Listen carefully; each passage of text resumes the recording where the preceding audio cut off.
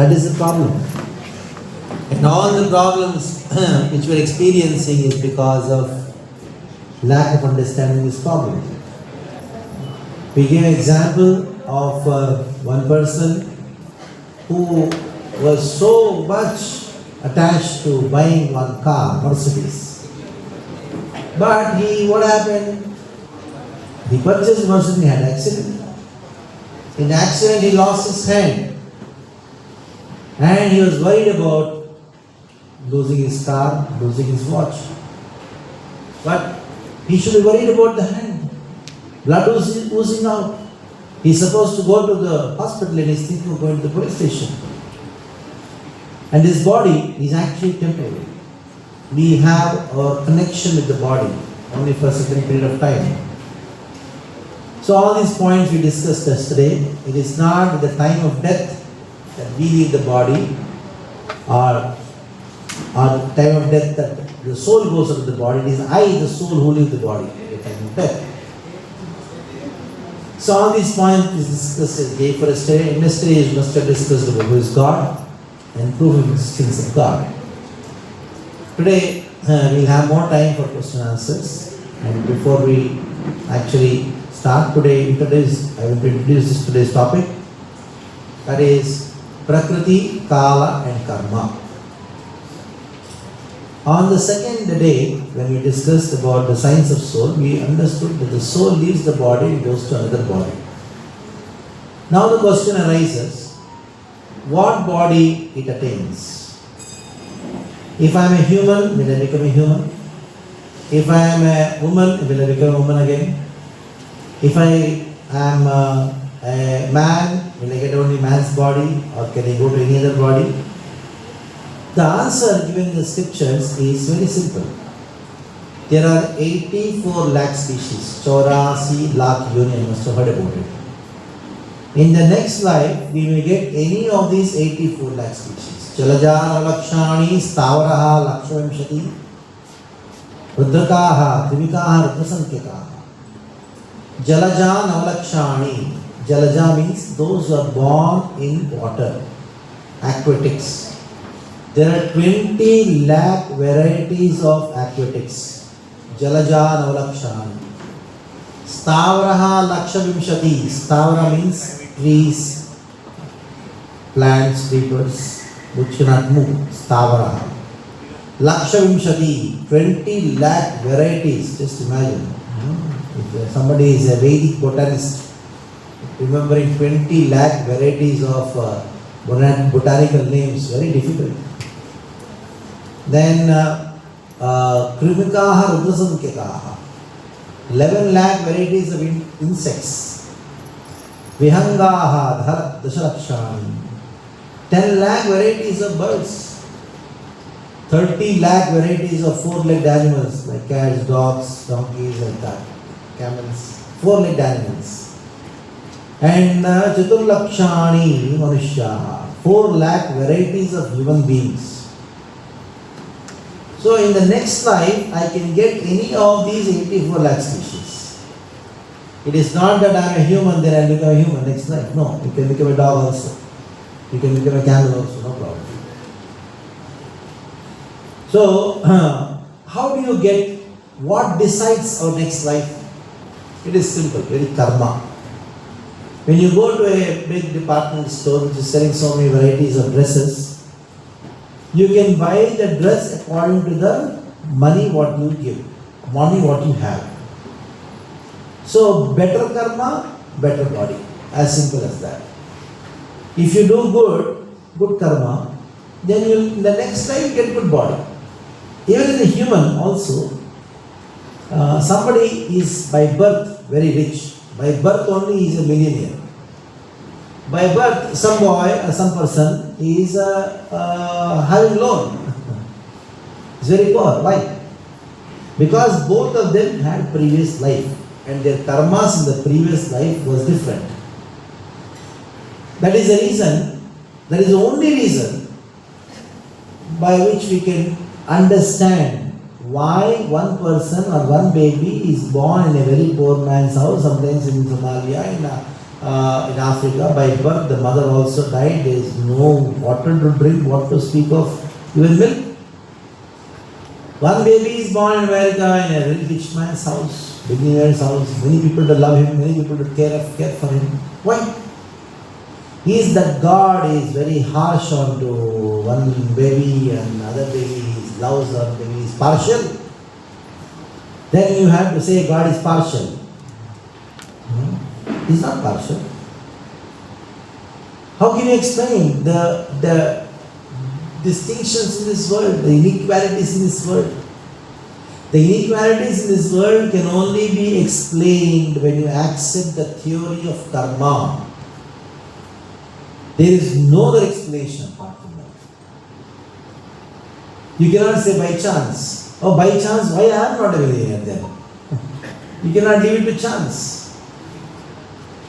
When you say science, then you should not leave anything to chance, you should define. So there is a previous life. There was a previous life. I was there 100 years back too. So what defines my next body, what I am doing in this life, that defines my next body. If I do good activities, I will get good body in the next life. If I do bad activities, I will get bad body in the next life. As simple as that. Jaisi karni, vaisi bharni. Reactions are 100%. There is no way, no action goes without reactions. Every action has got equal and opposite reaction. You hurt someone, you will be hurt. You will not be spared. Maybe you may be spared by the police of this world, but you will not be spared by in the eyes of God. No way. Impossible. Now, based on what we act, our karmas are dependent on what? The karmas are dependent on the modes of nature. I act according to my nature. So this word nature is very interesting. Let us see what is this nature. No two people in this world are same. Somebody may look alike, two people may look alike, but their natures is different, their desires are different. Even twins, they have different desires, different likings, different natures. One is very sober, one is very temperamental, very angry. One is very hyper, one is very calm. Even though they may have the same liking, two people may have the same liking. We want to drink milk. One may like to drink hot milk, one may like to drink cold milk. So where are these different kinds of natures and psychology coming? If everybody is soul, why everybody is not the same? Why everybody's nature is different? Somebody's nature is very calm, very peaceful, but once he gets angry, he just blasts everything and it becomes very horrible to control and it lasts for a long time. Some people, they become angry very soon, but they calm down very soon. Why? Where is his nature? What is his nature? What is the meaning? Where is nature coming from? No two people have the same similar kind of desire.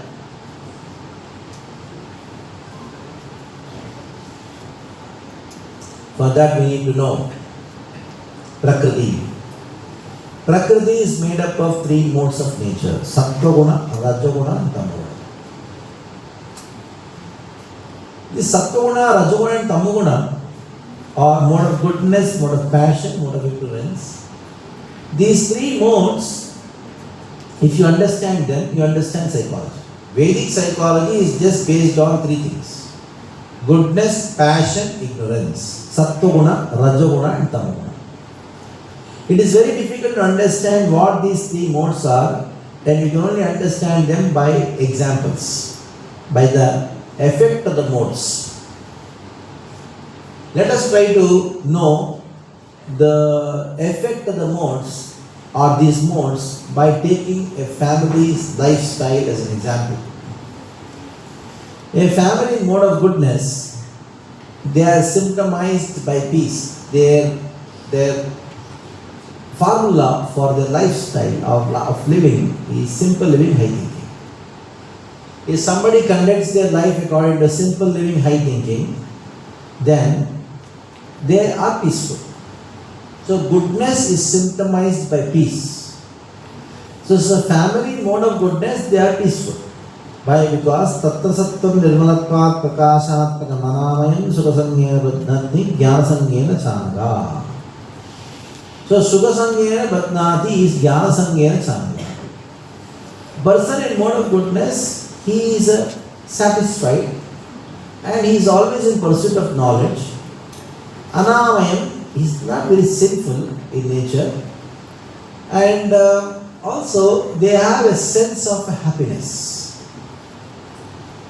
So let us take a family which is in mode of goodness. This family in mode of goodness is very much principled. A family in mode of goodness, they are more interested in following a very disciplined and a principled life. The first principle for a person in mode of goodness is they get up early in the morning. You cannot be peaceful if you don't get up early in the morning. Because that defines your life. Like just before your session, the 9th and 10th standard students were there. I told them, since you are celebrating Guru Purnima and I am so-called Guru for you. So listen to one instruction of mine or one request of mine. Get up early in the morning. To get up early in the morning, you sleep early. At least follow that. Forget about all the things. When you say early to bed and early to rise makes a person healthy, wealthy and wise. So a person in mode of goodness, he gets up early in the morning. And number 2, he is very much duty bound, very much responsible. He takes care of children, makes sure they are awake early, they are taken bath, they are clean. And interestingly, that family in mode of goodness, they stay together because they pray together. All of them get together and they do their prayers, they together. The togetherness in the family comes when they pray together. The family which prays together stays together. They know this principle very nicely. And they all conduct their life in such a way regulated that they do everything before time. The children, they reach school before time.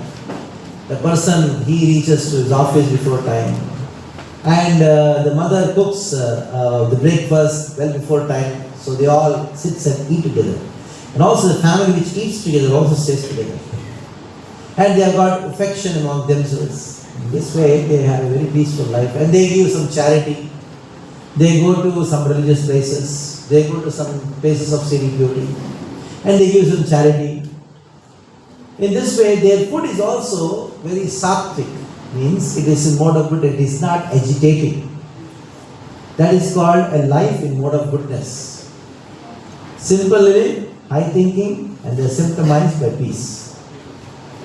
Now let us see a family in mode of passion. Very interesting family. This family in mode of passion, Rajo Ragatmakam Vidyat Trishtasanga Samatvam Tannibaddati Mahabahu Dhamma Sangera Dehinam. A family in mode of passion, they get up early in the morning because they have to go to the office. That person has put the alarm for 6 o'clock. Then what happened? He wakes up with leg pain, headache, body pain.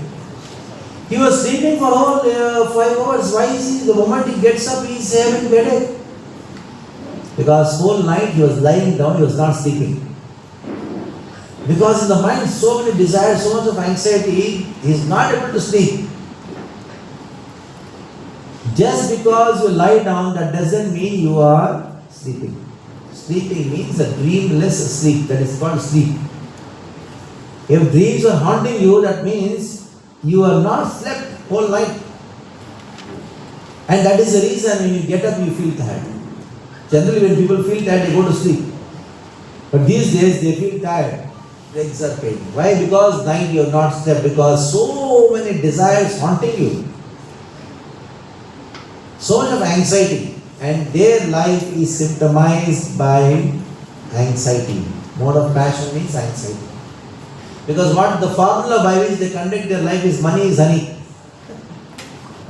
And that is why they are very rich in anxiety. The more you get, more I want. More you get, more I want. So when the desires becomes excessive, they trouble you like anything. They haunt you like anything. And you just cannot be peaceful. That is called mode of passion. So he puts the alarm for 6 o'clock and he wakes up, alarm rings, he wakes up and sees, oh, my legs are paining, let me take rest for 10 more minutes.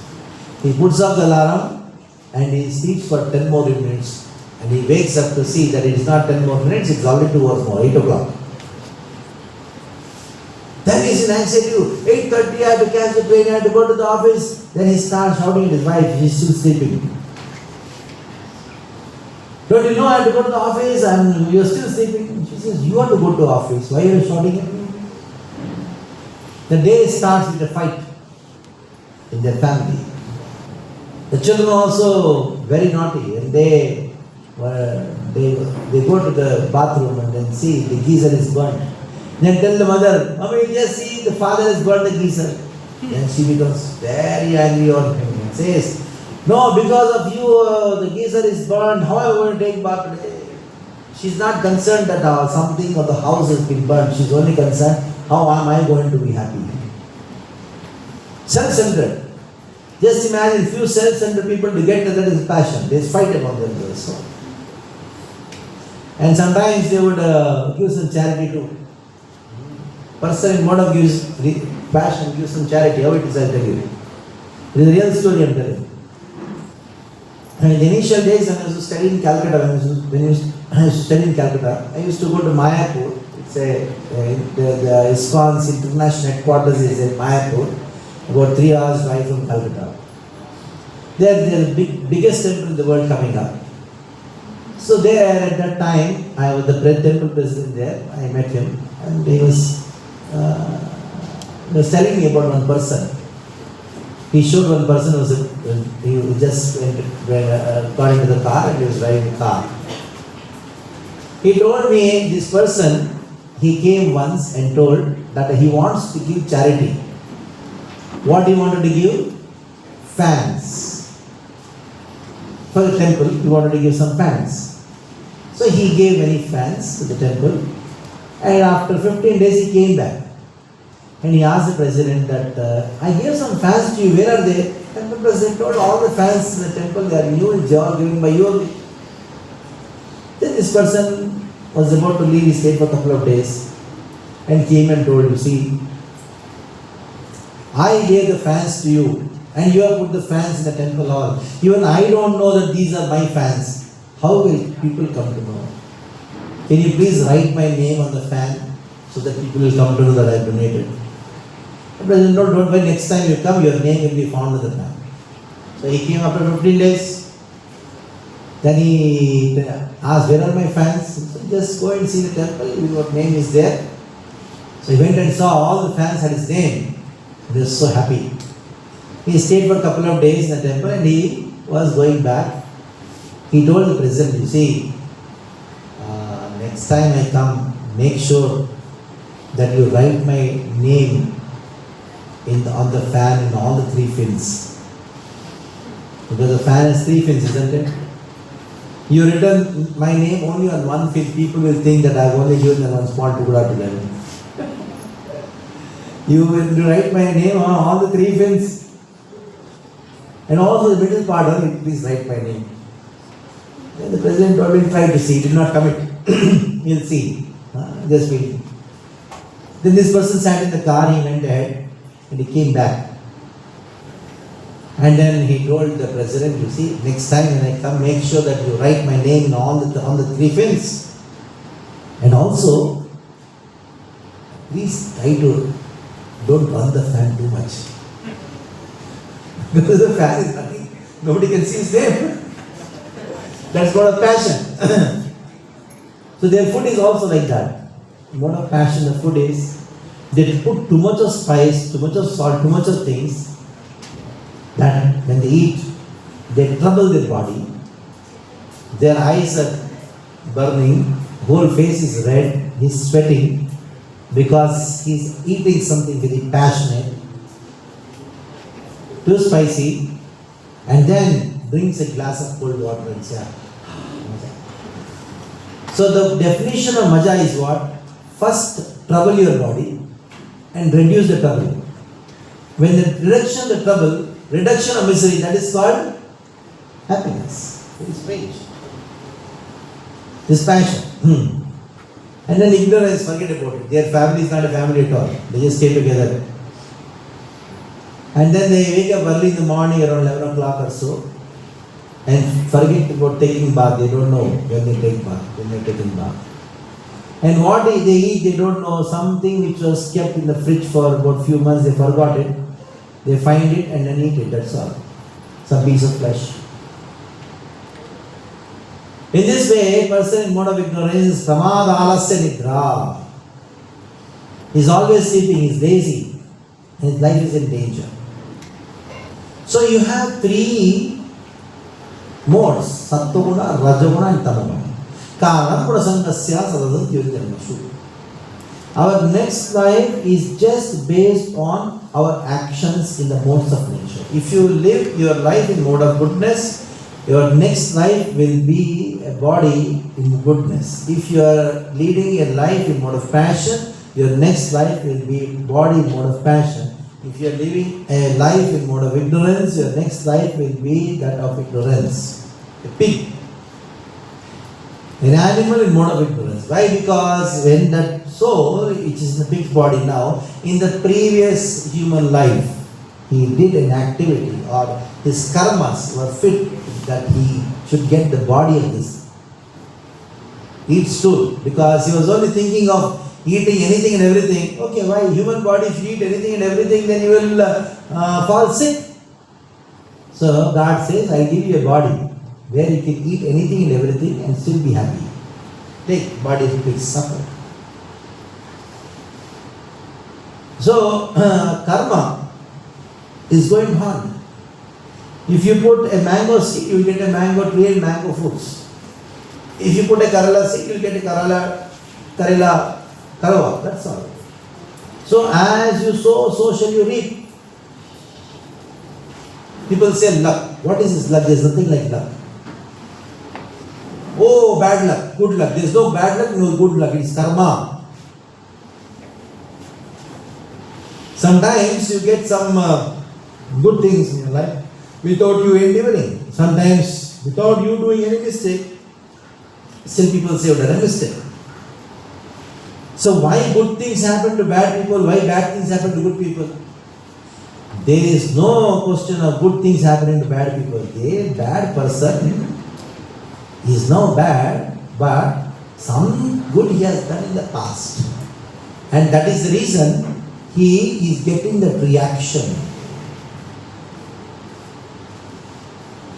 Now you may say, oh, why something which has been done in the previous life, why I should get reaction now today? Because just because you change the dress, that doesn't mean you are not a culprit. There's one person who murdered, and later on police came and caught him after 1 week. The police, when they caught him, he told police, why are you catching me? It's because you have murdered. Then they told, how can you say that I have murdered him? We have proof for it. What is the proof? There was a CC camera, of course. It was colorful. It could take the color also. So they showed him, you see, it's all recorded. You have murdered him. Then this person says to the police, you are fools, why are you catching me? The person who murdered him was wearing a red shirt. Can you not see I'm wearing a blue shirt now? You catch a blue shirt wala, why are you catching a red shirt wala? The police will say, just because you have changed your dress, that doesn't make you a non-criminal. In the same way, what we have done in the previous life, for that the reactions we have to experience just because you have changed the dress called body, that doesn't make you a non-criminal. You have to experience. Now, sometimes people say, I have done this sin and I atone for it by doing some good. Some bad I have done. To counteract that bad, what I'll do? Some good. It is not going to work like that. No pious activity, good activity will counteract a sinful activity. Both have to be experienced. There is no way. Both have to be experienced. For that I'll give you an example. There is one dog, was street dog, lying on the street. Not even got proper food, also lying on the street. And all of a sudden a Mercedes car runs over its legs and the legs get fractured. And who is there in the Mercedes? Another dog. There is one dog in the Mercedes and another dog under the Mercedes. What is the difference in the two dogs? When these two dogs were in the human life before, both had done some sinful activities, such sin that they had to get the body of a dog. But among the two, one had done some charity, one good activity too.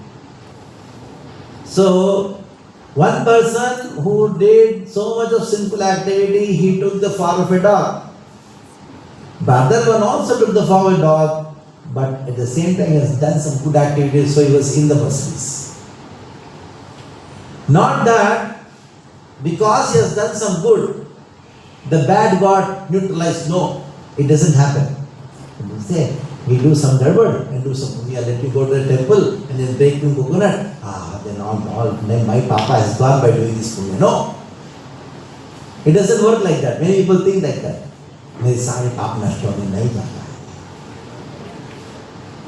You have to experience both. Karma is like that. It's very powerful.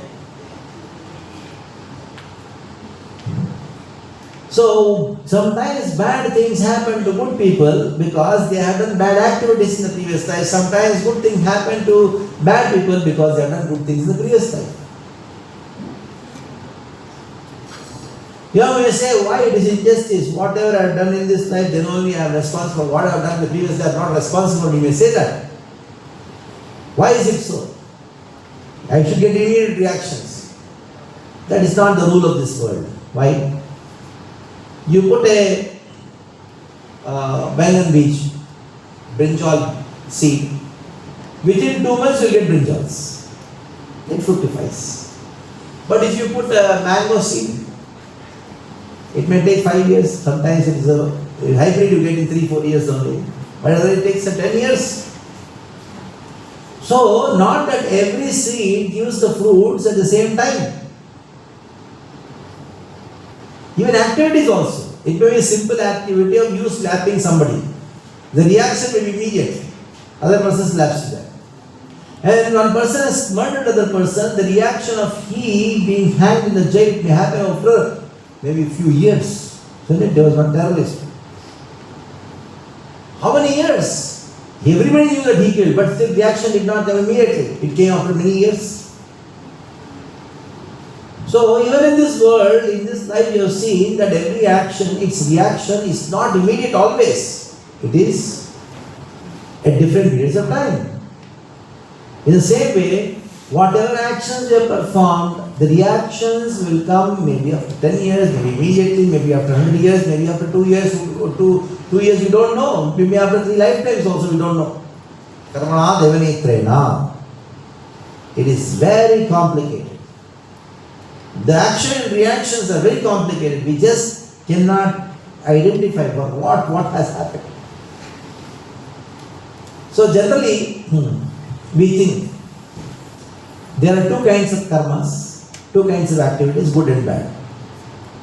But in the Bhagavad Gita, Krishna says, there are not 2 kinds of activities, there are 3 kinds of activities, 3 kinds of karma.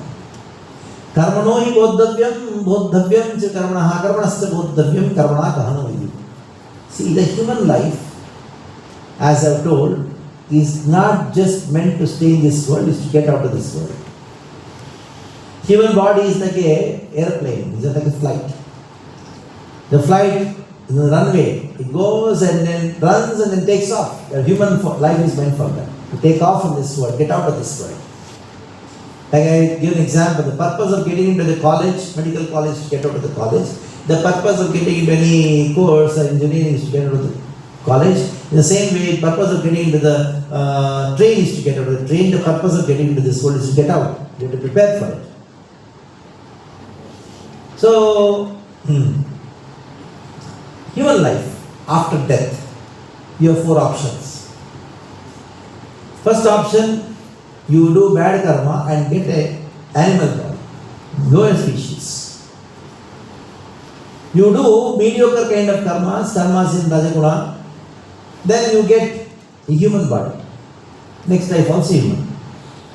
If you do good karmas, pious activities, then you may get higher species. In the birth in Swarga or some higher planetary systems. But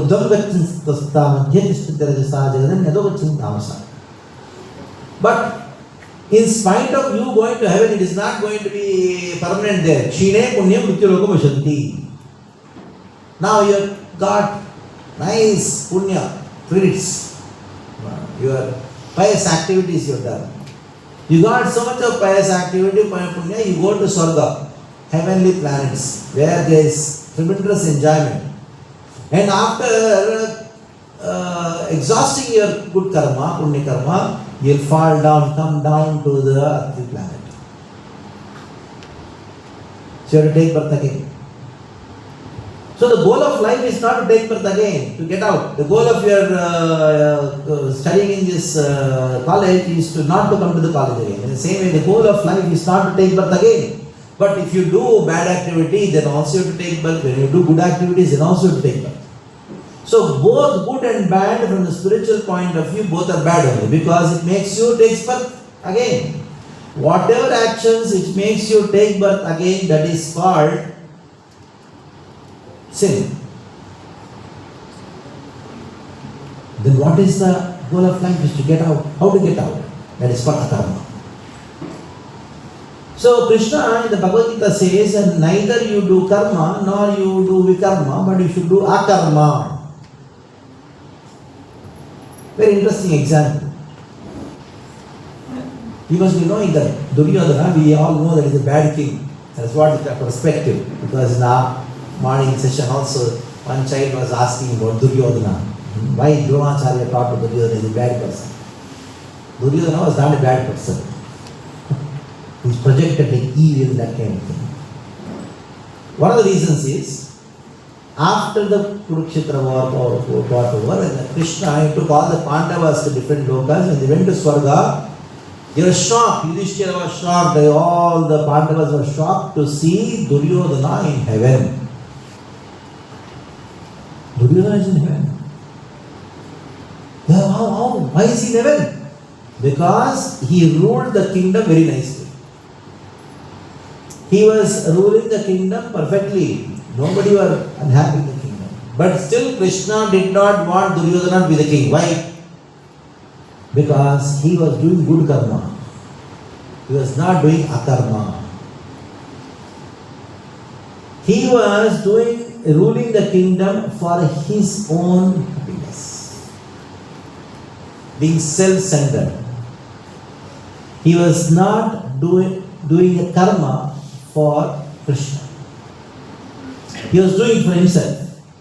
And that is the cause of bondage. Whereas Arjuna also, he fought the war. Some people say, Krishna in Bhagavad Gita told you should do your duty. So it was Arjuna's duty to fight. So Arjuna also fought. Was it not the duty of Duryodhana to fight? He also did his duty. But there is a difference. Arjuna did his duty of fighting. Duryodhana also did his duty of fighting. What was the difference? The difference was in consciousness. This morning, the children were talking about attitude. The difference was in attitude. Difference was in consciousness. Duryodhana was fighting for his own satisfaction, for his own pleasure, for his own gain. He was doing his duty for himself. Whereas Arjuna was doing his duty for Krishna, for God. What is it? When you keep yourself in center and do your activity, then that is a cause of bondage. That becomes, you have to take birth again, suffer. Even though you are good, you will suffer. So just doing good is not enough. And that is why spirituality is beyond good and bad.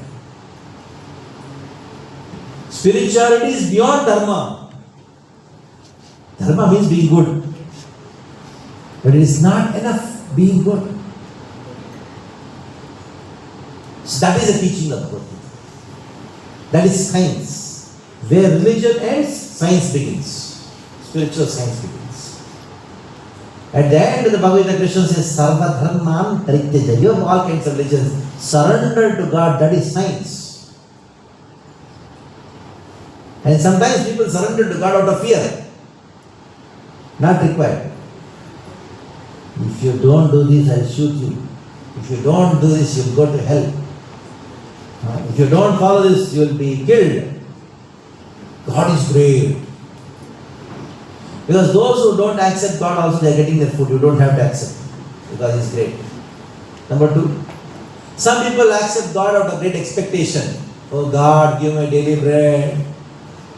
As if He is having a big bakery there. You want bread, take. Gujarati, he says, oh God, give me daily doklas. Don't take doklas. Oh God, give me daily idli. South Indian will say, oh, he knows the work of it. He's having a big bakery, a big idli stand, and where he is just giving him. Actually, it is very dangerous to go and ask something from God. You know that? You will go and loss. Big loss happens. Better don't ask anything from God. There's one story, just to give you an idea. One person prayed to God, oh God, I want something. He appeared. Then God told, yes, what you want?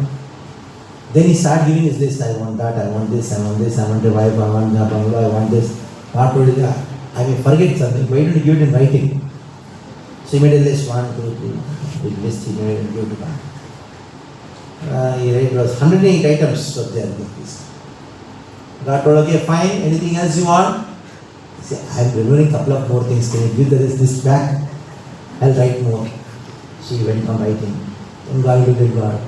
Over? No, some more is there. So he went on adding. Very big list. 1,008 items were there. And God, do you want anything more? I don't want anything. Just I want whatever is in the list, give it to me. I'll be very happy. And God told Tadas to, then he died immediately. Because in that list he forgot to add oxygen. So be careful. He has given you so many things, and if you go and ask him, make a separate list, you will get lost. So some people accept God out of what? Out of duty. Morning agarbatti, okay. And in that also, when examinations come, some students, they go and offer one naryan, God, oh Ganesha, please pass me. A Marwani comes, Ganesh ji, mujhe pass karo, tabhi naryan छोड़ूंगा.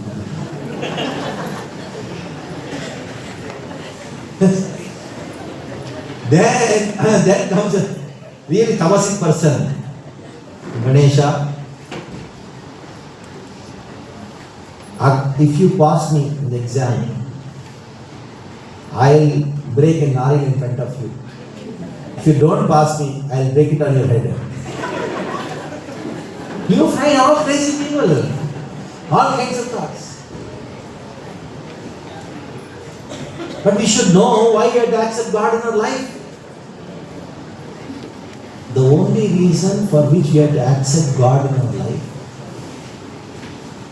is not because He is great, not because of expectation, because those who don't pray also, they are getting their food, they are getting their air. Atheist also is getting. One person, he told me, Prabhuji, what to do? Time nahi milta hai. And what are you doing, tell me? Earlier, when I was a small kid, I would go to school and college. From my house, every day I used to go to the Ganesh temple near my house and go and pray and then go. But now I am not able to do my duty properly. So then I told, what are you doing? I had to go to my office. So I have a bike. When I go in front of Ganesh temple, I don't have time. So what I do my duty of pressing the horn. Ganesha, I have come, I am going. So what is this? You don't have to accept God because He is great, nor because He fulfills your desires, not because of duty, but still you have to accept God in your life for one reason. That is very interesting reason. There is only one thing for which we are living, and we cannot live without it. We cannot live without it. And that one thing only God can give, nobody else can give. We are all hankering for it.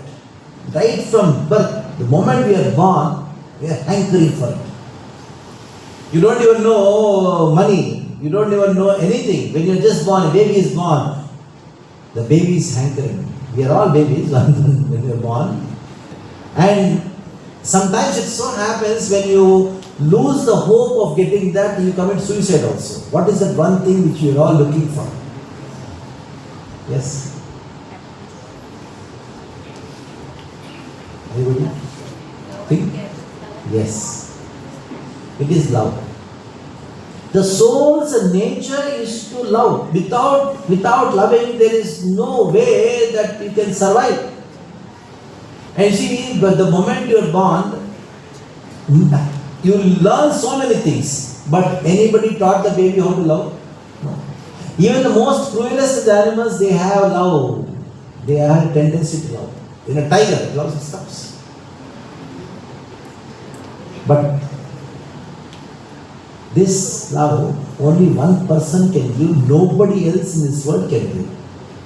Our heart which is hankering for love, only one person can give, that is love. And that is the only reason we have to accept God in our life. A small story, the story of everyone. When the baby is born, the baby loves whom? Mother.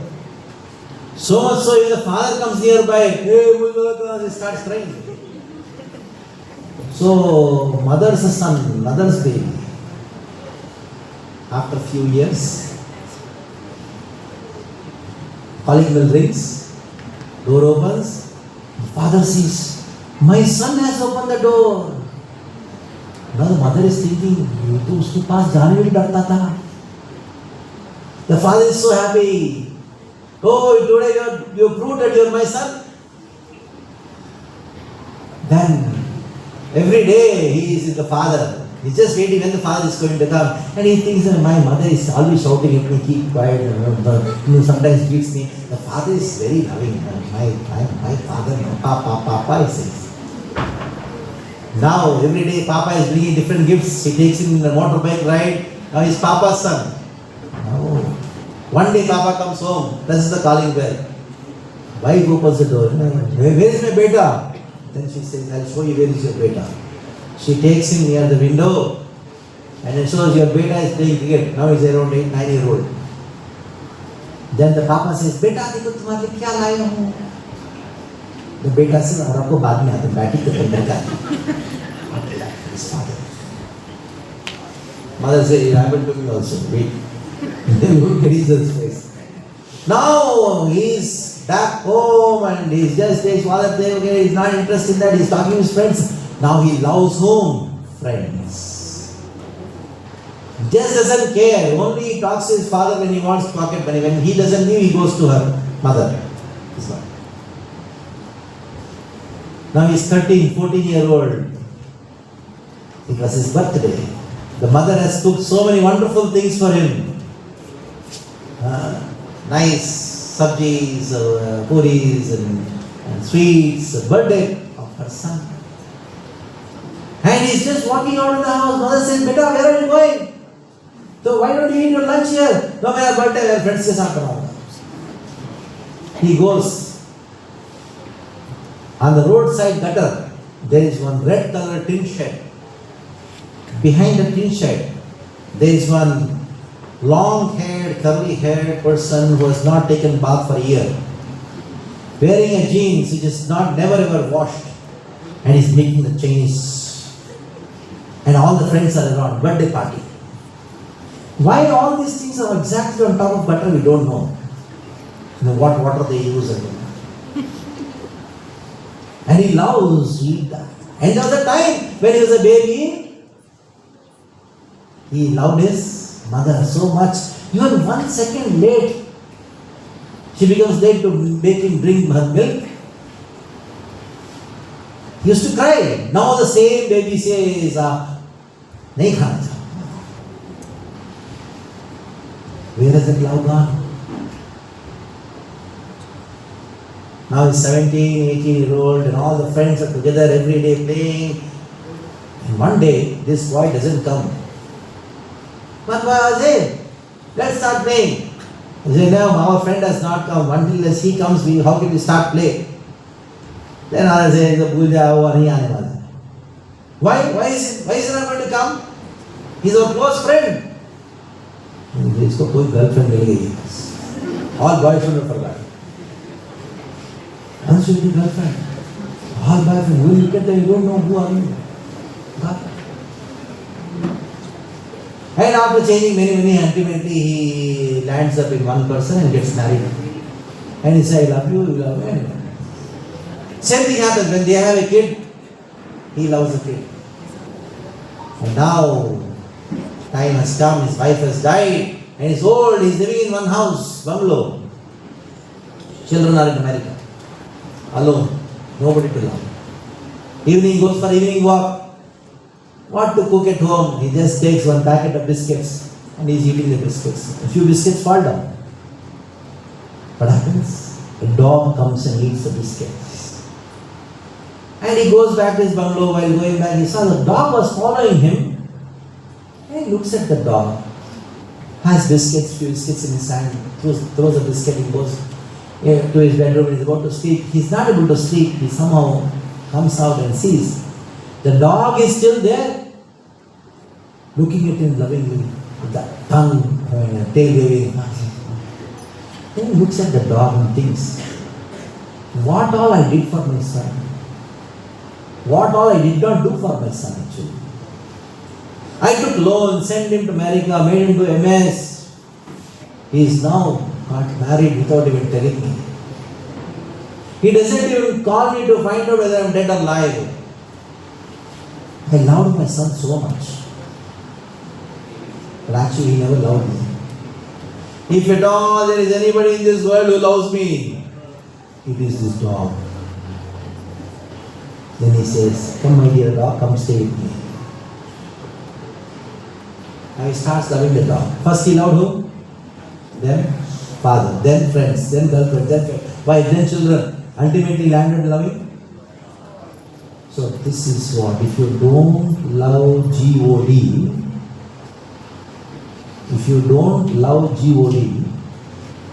you will land up in loving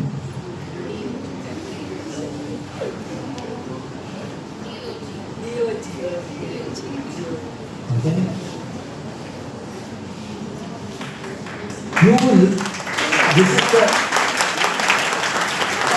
This is the story of everyone. You cannot live without loving, and nobody in this world can fulfill your heart's longing for love other than God. Nobody. No one in this world can do that. That is the nature. When any boy falls in love with a girl, they say, "Oh, tere bina kya jeena, she also tere bina kya jeena," and they give up their parents and then go and get a court marriage. Why you know? Because they have to come to the same court to get divorced. It's a practice of visiting the court. Why? What happened? Because she was expecting that he will love me so much. And he was expecting she will love me so much. And after getting married, they understood two bhikharis got together expecting they will give charity. ये भी भिखारी वो भी भिखारी प्रेम का भिखारी वो मुझे प्रेम कर he also thought both are bhikharis only. The two bhikharis got together and they are in love with each other, expecting ये मुझे भीख देगा, ये मुझे भीख देगा. Later on they found both are bhikharis at last. That's what I was. The worst thing. Why? What is the problem? Where did that love go? It is because not of the other person's problem, it is because of your foolishness. You expected that your heart which is longing for love can be fulfilled by that person. It is impossible. It is not because of the person that he doesn't want to fulfill your expectations of love, because he just cannot. If you go and ask your father, I want 10 crore rupees, it is not that he doesn't want to give. He cannot give. In the same way, your expectation from another person that he will love you, it is not possible for him, because love can only begin by one person, that is God. That is why the Bible says God is all love. And that is the only reason for which we have to accept God in our life, not because He is great, not because He fulfills your expectations, not out of expectation, not out of duty, out of love. He is the only person who really loves you. He is the only person who can really fulfill your heart which is longing for love, and all the other people in this world don't have an expectation. Then you are very happy. And when you have love for someone, and you should do something for that. And that is called dharma. Many people translate the word dharma for religion. English word religion cannot fit this word dharma. What is the dharma of water? Fluidity. The water flows. What is the dharma of fire? It is giving heat and light. If you cannot separate heat and light from fire, in the same way, that quality which cannot be separated from the object, that is called dharma. What is that quality which cannot be separated from the soul? That is love. So the nature of the soul is to love. Dharma of the soul is to love whom? Love. Because if you love somebody else, it is temporary. That person cannot fulfill. So that's what is dharma. So the dharma of the soul is to serve God. Duryodhana, he did good activity of fighting the war, did his duty, but he did not do it for God. That is God. So that is why Krishna wanted Arjuna to be the king, because he did for Krishna. So that is how the Bhagavad Gita gives essence. It is not the duty, beyond duty, something called love. Many of people think that Krishna came and told to us, do your duty. Work is worship. No. That is not the essence of Bhagavad Gita. Work is worship.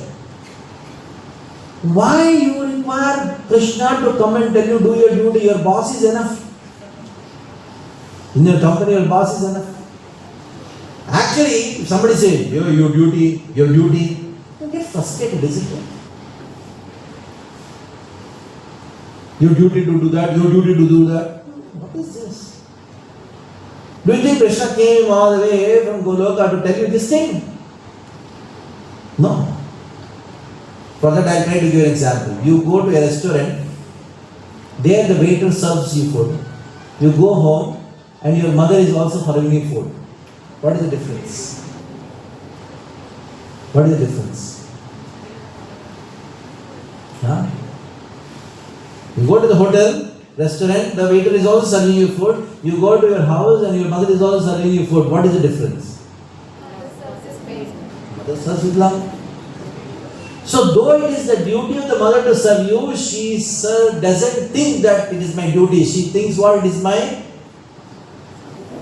She serves out of love. So duty is there on one hand, love is the other. Which is superior? Love. And that is the thing which you should understand. It is out of love. We do things for God, and that satisfies the soul. Nothing in this world can satisfy the soul, only this karma, when it is done, offered to God out of love, that is called karma yoga of bhakti. Okay. Now the last point of the entire seminar we'll be discussing and then stopping for question and answers. That is, we discussed about Prakriti, Sattva-guna, Rajoguna and Tamaguna, their nature. Then we discussed about karma. That is, keep Krishna in center and do our activities. Study for Krishna. Eat for Krishna. Walk for Krishna. Every activity, yed karoshi, yed juhoshi, dashnashi, tapasya, tat purushva, madarpanam. In this world, we do every activity for someone. When you replace that someone with God, that becomes the perfection of your life. Okay, now comes Kala, last subject matter. Time. Time and tide waits for none. That is the energy of God, which cannot be stopped. This goes on.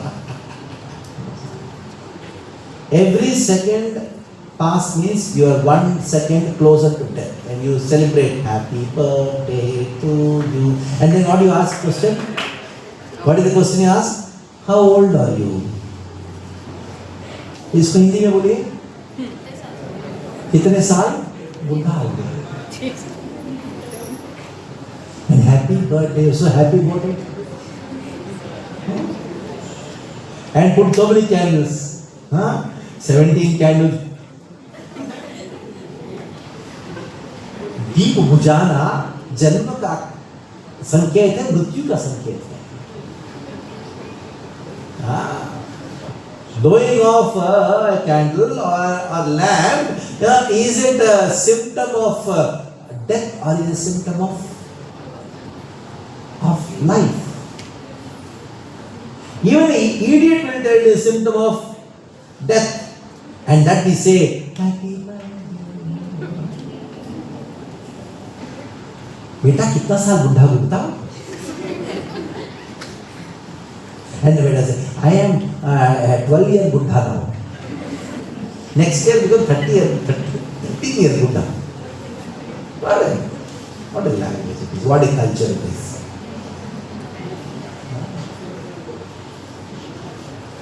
Birthday, आज मेरा birthday है, काटूंगा. ये काटना पीटना क्या? On the birthday. This is what it is. Do something good, man. And that too, what is he cutting? His name is written. He's cutting his name. He's a child, cut the name. Crazy. Now time is actually pushing us towards the cliffhanger of death. As I told, when the examinations are there, the whole period of 1 year is given so that you can prepare for that examination in the same way.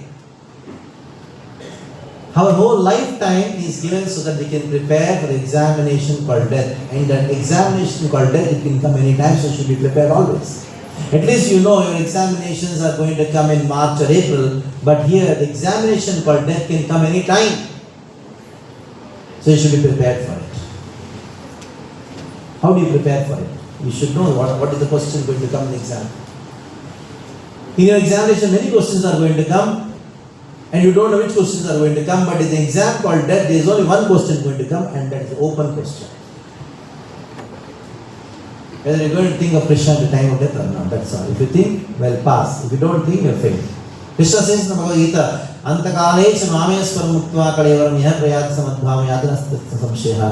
At the time of death, if you think of me, you pass. You never take birth again in this world. So you think of Krishna at the time of death. For that you have to be prepared. So there's one sadhu who came to a businessman's house. And he told the story from Bhagavatam. A very simple person was there, Ajamil. He had a nice wife and children and a very pious person. Once he was collecting firewood from the forest and coming, he saw one very low-class person hugging a prostitute, and his mind became disturbed looking at the prostitute who was half naked. And he gave up his wife, children and got married to the prostitute. To satisfy her, he did all kinds of sinful activities. He stole, did dacoity, did so many things.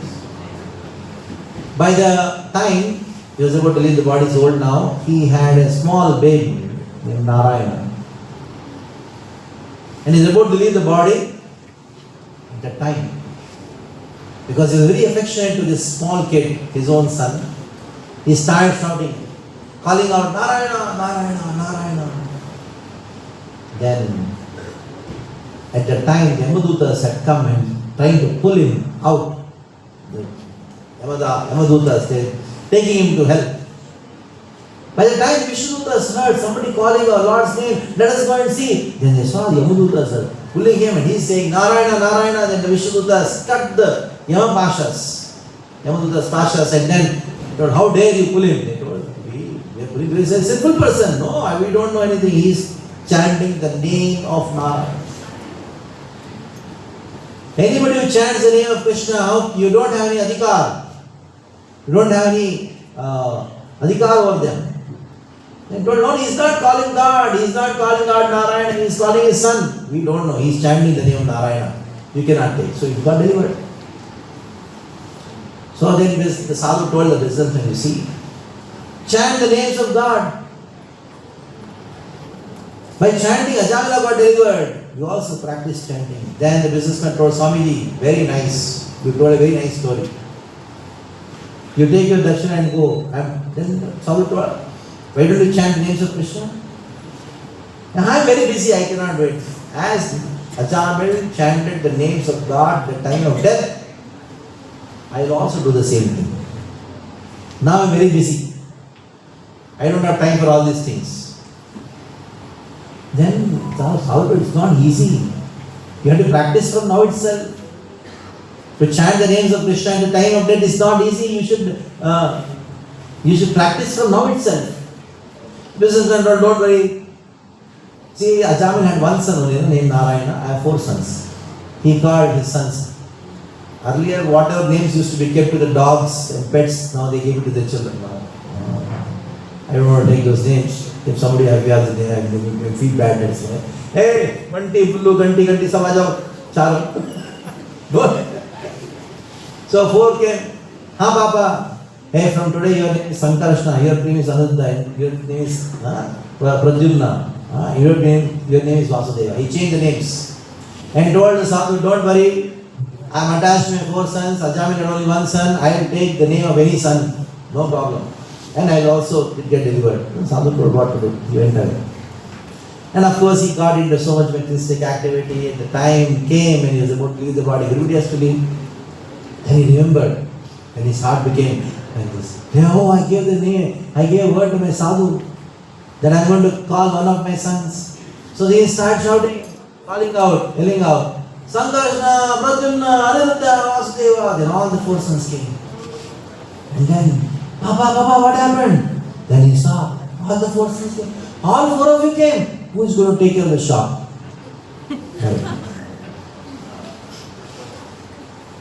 So what you are attached to whole life, that is what you are going to think. That is why practice, sadhana is required. The life is meant for practice of sadhana, and the best sadhana in the age of Kali. In this age where there is quarrel everywhere, there is anxiety everywhere, there is problems everywhere, what is the best sadhana? Is Kalo doshanide rajan nasti eko madhan guna. Kirtanadeva Krishnasya Mukta Sangha Param Vadet. Kirtanadeva Krishnasya, chanting the names of Krishna. In Kali Yuga, Doshanidhi, the whole Kali Yuga is full of so many doshas. But there is one Mahanuguna, one that is chanting of the Hare Krishna Mahamantra. Hare Krishna, Krishna Krishna, Hare Hare, Hare Rama, Rama Rama. That is full of faults, but this one mantra can change the entire world. The face of the world can be changed. It has been proved. When Srila Prabhupada, the founder Acharya for this International Society for Krishna Consciousness, when he went to America, because of his guru told, you had to teach the science of Bhagavad Gita in the Western world. So somehow, it's a very great difficulty, he had to beg from the owner of Sindhya Steam Shipping Company, Srimati Moraji. She somehow gave one ticket for Prabhupada to go in one merchant navy vessel. It took around 40 days to go from India to America. How many years back? This is 1965. He landed the ship. He got into the ship. 1966, he established in some small room, storefront. When you say gala, in that he put a nameplate, International Society for Krishna Consciousness. And who did he meet? The young American boys and girls who had given up their house, they are hippies. Their philosophy was anybody above 30 should not live on this planet. Nobody should listen to their parents. They should not stay in their house. They just have to lie in the roads like dogs. No question of any marriage. Anybody whom you like, you can roam around with. Today somebody, tomorrow someone, no problem. Don't wear any dress. They are called hippies. And always be drugs. Intoxicate yourself. That is nirvana. Just goes on taking it. Not even drinking, smoking. It is just LSD. Take injections. Those are called hippies. And they are all roaming around in Brewery. Srila Prabhupada is at the age of 69. He went to America and he sat under one tree. He had only $5, 40 rupees, and full trunk load, 3 trunk loads of Bhagavatam and umbrella. That's all, nothing else. He had one pair of kartals, that's all. And he sat under one tree and he started chanting the Hare Krishna Mahamantra. From a pure devotee, when he sings the Hare Krishna Mahamantra, the sound vibrations entered through the ears of these young American boys and girls. They are just teenagers, 14, 15, 17 years, that's all. They are just practically, they had left their houses, belonging to very rich families. Out of frustration, they are just roaming around. They had no house, they were just lying on the roads. Sometimes when Prabhupada used to enter his storefront, few hippies would be lying in front of that, on the road. And they are so much intoxicated, urine smell used to come. They are in that condition. And now Srila Prabhupada is chanting. And these are the young boys and girls who heard this Hare Krishna Mahamantra. It entered through their ears, entered their hearts. Now the same people who used to be 24 hours drug addict, they were taking LSDs, injections. Now they have given up all intoxication. To such an extent, they don't even drink tea, coffee today. The same people who used to even eat cow meat, now they don't eat even onion garlic today. They are not knowing who is God, forget about it. They are living like a doggish life. Now they are preaching God consciousness around the world.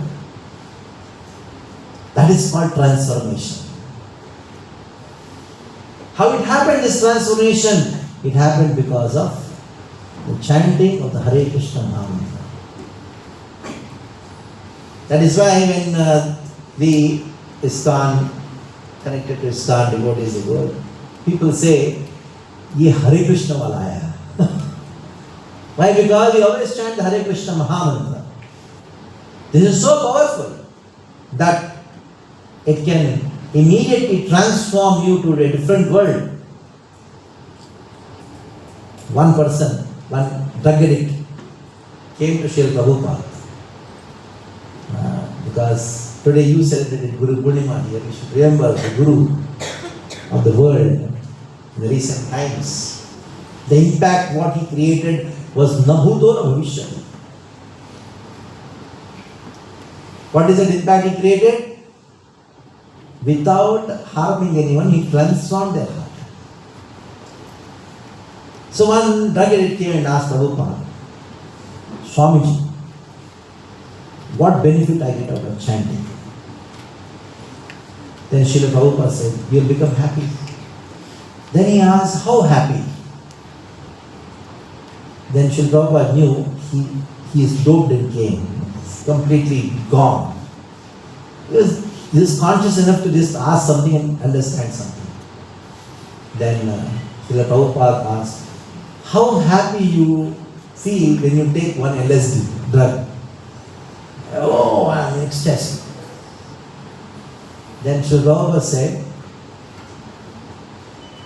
if you chant the Hare Krishna Mahamantra, you will get the happiness of taking 1 million LSDs. It is far out. Then Srila Prabhupada said, then this Hare Krishna Mahamantra Kirtan will make you stay high forever. Actually, among the drug addicts, they take drugs to stay high. Srila Prabhupada said, by chanting Hare Krishna Mahamantra, you will stay high forever. In this way, this movement started in a humble way. In one small gala, which is called storefront. Just imagine, by chanting the Hare Krishna Mahamantra, thousands of temples around the world. You go to an African jungle. I went to Trinidad. I was traveling in a ship, Trinidad ship was there. I thought, let me go to an Islam temple. I found some address and then got into a bus. Just imagine, they were all very tall. They had come, but I was feeling like a guinea pig in front of them. I asked, showed the address. One person took me in his bike after getting onto the bus. He dropped me in the temple. Then he told Hare Krishna and then left me. And he told me, where are you going back? He says that they are very cultured, and he was very helpful. Then he knows that I was just coming. He told me, how long you want to stay? I was afraid to tell. I want to pick you back. So I told 2 hours. He came, picked me and dropped me back in the bus stand. So I went to the temple there. It's just a jungle around. Lot of planted trees everywhere. There I went inside mid obeisances. They saw Radha Krishna deities there. And this tall black man with the wearing dhoti and he's doing arti. Just see. What an impact around the world. Just by chanting of the Hare Krishna Mahamantra. Because, as I told, it is only God who can fill your hearts which is longing for love. And there is no distinction between Krishna and Krishna's name. When you chant Krishna's name, Krishna dances on your tongue. Ashtakshara Sourabh Mukesh Parivartate. That is why our only request is to chant the Hare Krishna Mahamantra. And the purpose of the entire syllabus or the course what we have taken to you. And I beg you all, since I came all the way 3 days, 4 days I was supposed to go yesterday, somebody else came. As a reciprocation, I request that you should also come to where I stay, one day at least. So Sunday is a holiday for you, so we welcome that you come to temple. And then 12 o'clock, we have a program. Every Sunday we have a program in our temple, 12 o'clock. So Sundays are the days where you can understand Bhagavad Gita more in depth, and many festivals you can take part. I know you're far from Mira Road, but it's not very far also. You're near also and far also. You can just come, spend your Sunday, make your Sunday divine.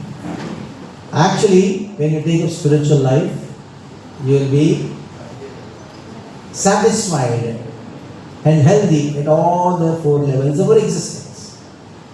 Because you have a very regulated lifestyle, eating sattvic food of practice by accepting Krishna consciousness, you will be healthy physically.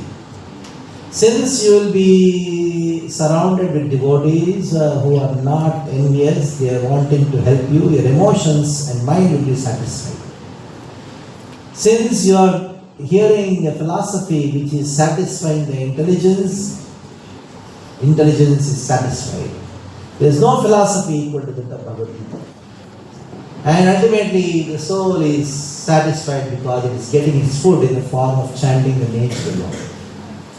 So this course is a certificate and we will be distributing the certificates to you in the temple. If some of you are not able to come to temple on that day, further information will be given, the location, everything will be shared to you. We have a very beautiful temple. It will be architecturally also a very marvelous temple. I don't know how many of you come. If you not come, at least for seeing the beauty of the temple, you should come. Of course, the Lord is there, and we have programmed Bhakti Padma Hall. In temple, all details will be given to you. That since I came here on these days and it's the reciprocation, I expect that if you all can come, it will be nice. We have program every Sunday. This Sunday you are not able to come. Next Sunday also try to come. And this Sunday we will be giving you certificates to the temple. Those of you who are not able to make up to the temple, that certificates will be given to you in college. Your principal teachers will make the arrangement for that. So we have time for question answers. Please ask questions. Hare Krishna. Any questions? Yeah, one question.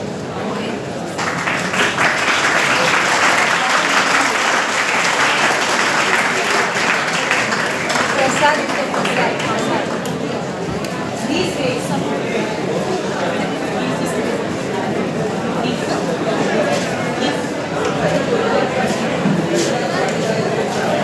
I'll just see it. anybody else is having a question? Very good, one minute.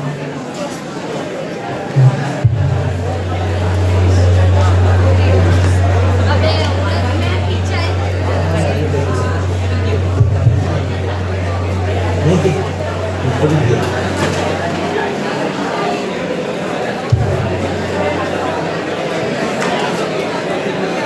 Yes, questions.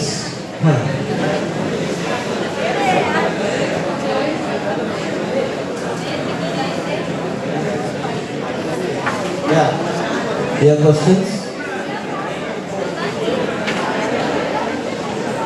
Yes. Ask. Hello? Yes. What role does intention play in karma and how can we cultivate positive intention in our daily life? Yes. I can just repeat it. What Yeah. role What does role intention play plays? in karma Okay. and how can we cultivate positive intention in our daily life?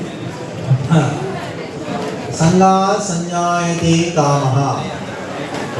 Whatever association you have, the same desires come.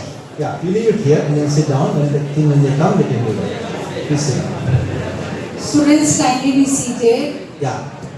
Intention is more important than the activity. Sometimes somebody do a mistake but with a good intention. Mistake happens. So our intentions becomes pure when the association is pure. I'll give you a small example. There was one, Duryodhana. Somebody told Duryodhana, if you feed Krishna, he becomes corrupted. So he made a big feast for Krishna. Krishna gave him his intention. He had made a huge feast. Duryodhana told Krishna, I am the king, I am inviting you in my mahal. I made a big feast for you, come. Then Krishna told Duryodhana, a person goes to somebody's house to eat food in two conditions. One when he is very hungry, other is when loves the person, then only you go. Then Krishna told Duryodhana, neither you have love for me, nor I am hungry, I will not come to your house. So, though Duryodhana made a huge karma, means a big activity of cooking nice big feast for Krishna, but his intention was not, so Krishna understood the intention. That is why it is said, Bhavagrahi Janardana. Bhava is important. In our moment, sometimes Westerners, they cannot chant the Hare Krishna Mahamantra properly. Russians, when they chant Hare Krishna, they say Hare Krishna. Hare. Ra doesn't come in their language. But Bhavagrahi Janardana. Vidvan vadati Vishnave, Murkho vadati Vishnaya. Vishna is wrong usage of the word Vishna. Krishna, Krishna. Vishnu is Vishna, Vishnave, not Vishnaya. But Murga is a fool, he says Vishnaya, Vishnaya, but still, Ubhayam Samam in there, both of them get the same benefit because Bhavagrahi, Bhava, intention is Bhava. So our Bhava, our intention becomes pure by associating with a pure person with pure intentions. That is why we have programs in our temple and many places satsang programs happen for one purpose, so that you get good friendship, association. By good association, good thoughts come, good intention come. There is no other way other than satsanga, satsanga, satsanga, sadhu sanga, sadhu sanga, sadhu sanga, sarva shastra kahe, yamatra sadhu sanga, sarva siddhi bhava. Little bit of sadhu sanga, sarva siddhi bhava. So association will be good. That is the only thing. Next. Again, this is regarding intention. Does intention matter more than action in karma? Yes. Intention matters more than action. But if the intention is going on doing bad karma or mistakes, because intention is more important, that is going to be effect. Like, there is one aparad, one of the offenses is namno balad yassi papa buddhihi. No, you see, by chanting I can get rid of sins. So I will do this much sin and this much chanting. Then that is more sinful. This tendency is more sinful. Okay? So that has to be kept in mind. Yes, next. Yeah, please. Yeah, you have a question.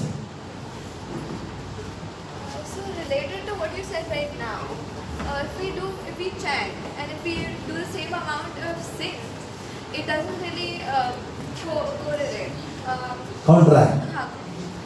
So in the Prakriti department, if I say, in the Sattva, Yeah. so I've heard from like my gurus, Sourabh, that there is a level of Shuddha Sattva.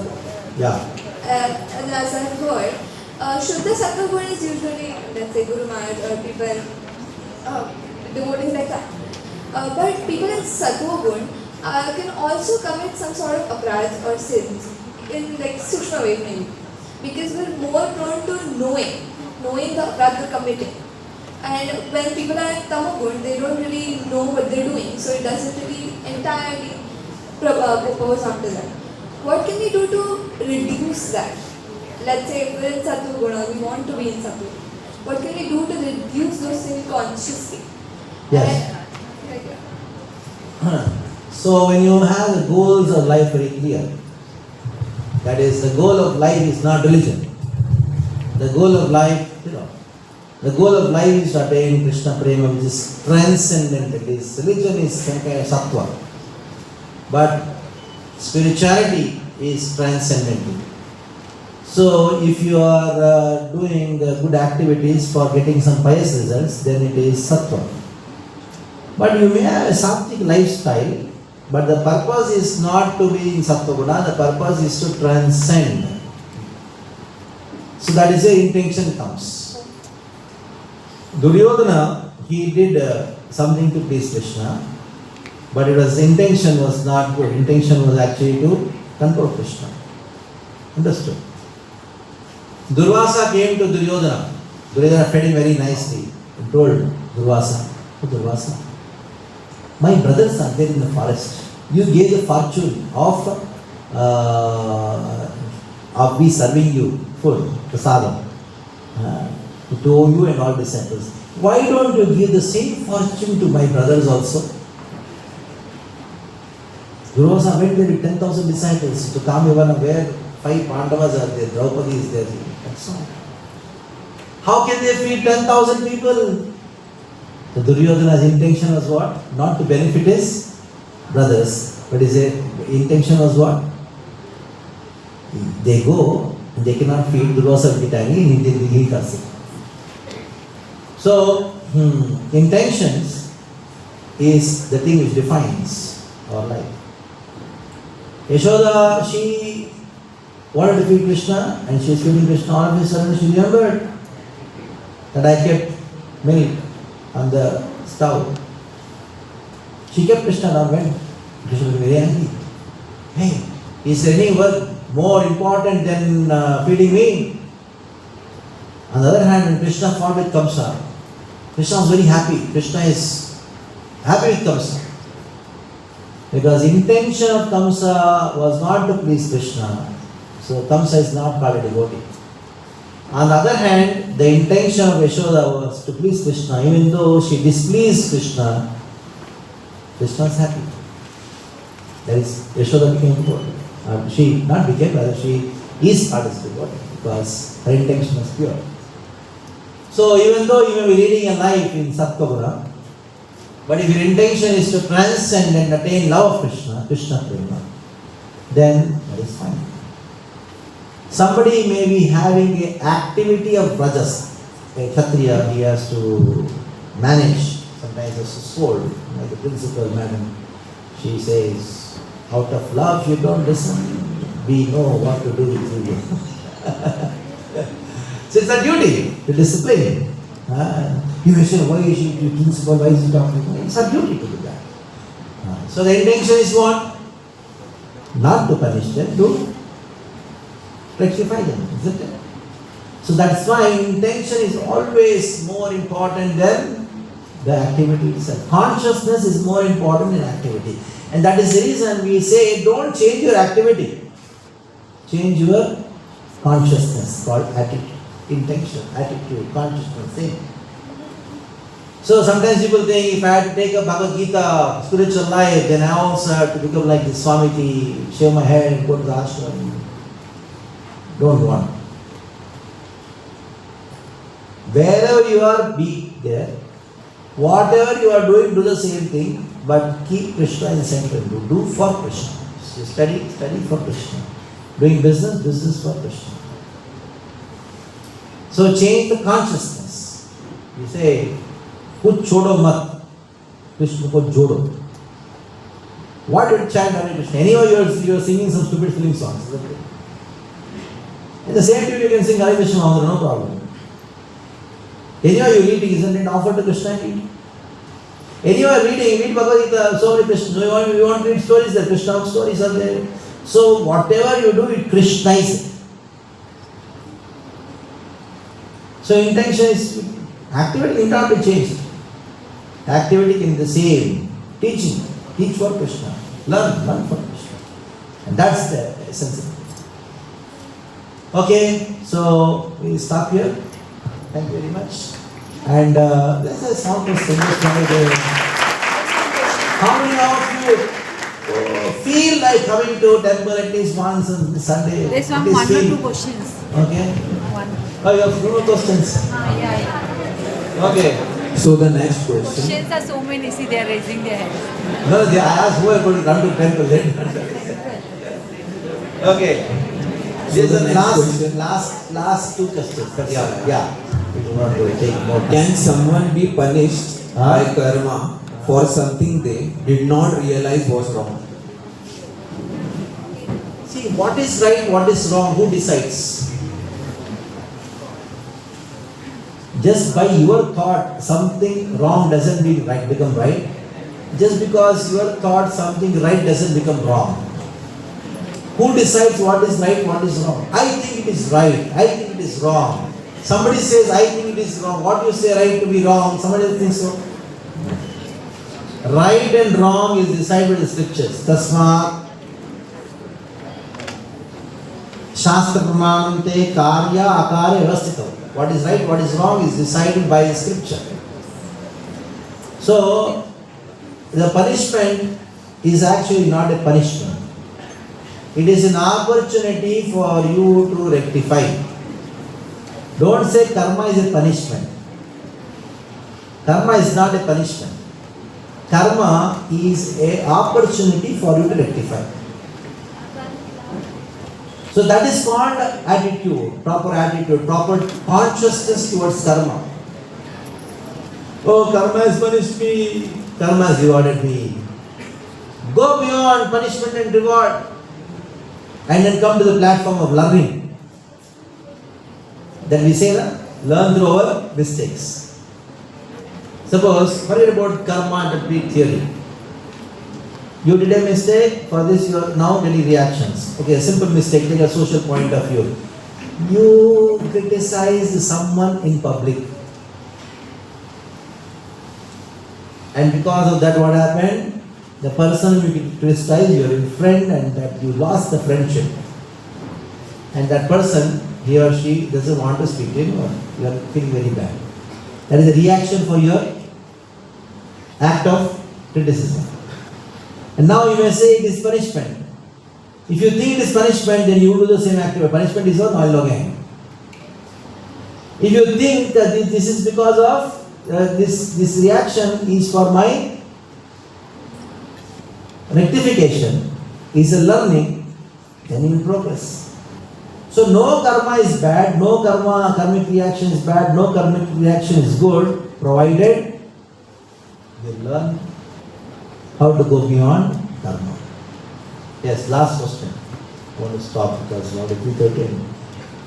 About 4:30 I got a class. So the last question is, what does the soul feel after death? You are able to feel because of the presence of soul. Isn't it? It is not that the soul feels.